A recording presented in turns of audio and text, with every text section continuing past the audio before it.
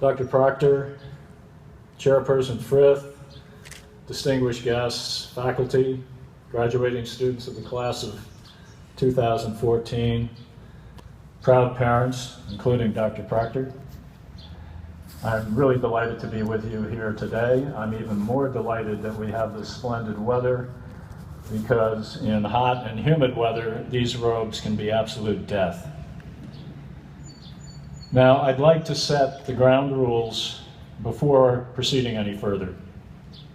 If you like this presentation, feel free to applaud wildly or to send me a check in the mail. If you don't like it, I suggest you take it up with James Bagliani, because at the end of the day, he's responsible for all this. And James, I'll share a percentage with you, but don't make any big spending plans. For many years as a university president, I used to sit where Dr. Proctor sits, literally behind his speaker, an interested and sometimes apprehensive observer of yet another graduation speaker. What will he or she say? The challenge is rather like a Sunday sermon. It's supposed to be original, inspiring, morally uplifting, and oh my goodness, wise. It generally isn't. Besides, moral uplift is not usually what is foremost on the minds of graduating seniors. So my modest aim is not to waste your time and not to make a fool of myself. I'm not sure what your world will be like, graduating seniors. My generation didn't do such a great job with the world we have now. But with all its problems and all its blemishes, it is a world you should know and know intimately. Looking back on my own life, I'm blessed that much of it has been spent in other countries. That experience taught me a certain humility. Above all, the lesson that talent and brains are pretty evenly distributed around the globe, but opportunity isn't. I lived in Egypt for many years, and I remember in 1971, the Soviet Union had a very big presence in that country. There were many Russian families living in the capital city, Cairo. At the store where I bought vegetables and fruits, there were little ragamuffin Egyptian kids, often barefoot, who would help Russian housewives lug their vegetables and fruits to their cars or even to their homes. These kids all spoke a fair amount of Russian.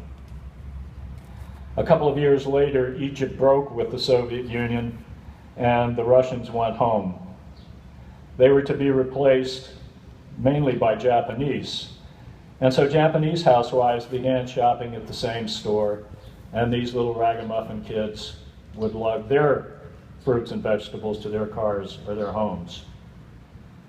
Within a matter of months, it seemed to me, these little kids got a grip on Japanese. I should add that my own Japanese and Russian didn't improve at all. So here we had little kids, many of whom did not go to school, who could get along in 4 languages: Arabic, English, Russian, and Japanese. What would they have become had they had our opportunities? Just a few months ago, I was in New York at a newsstand. I bought an Arabic language newspaper. A man behind me said in Arabic, "Do you read Arabic?"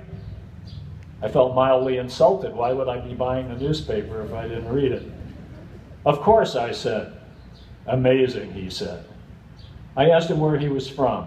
"Algeria," he replied. Algeria was for over a century a colony of France, so many Algerians speak French.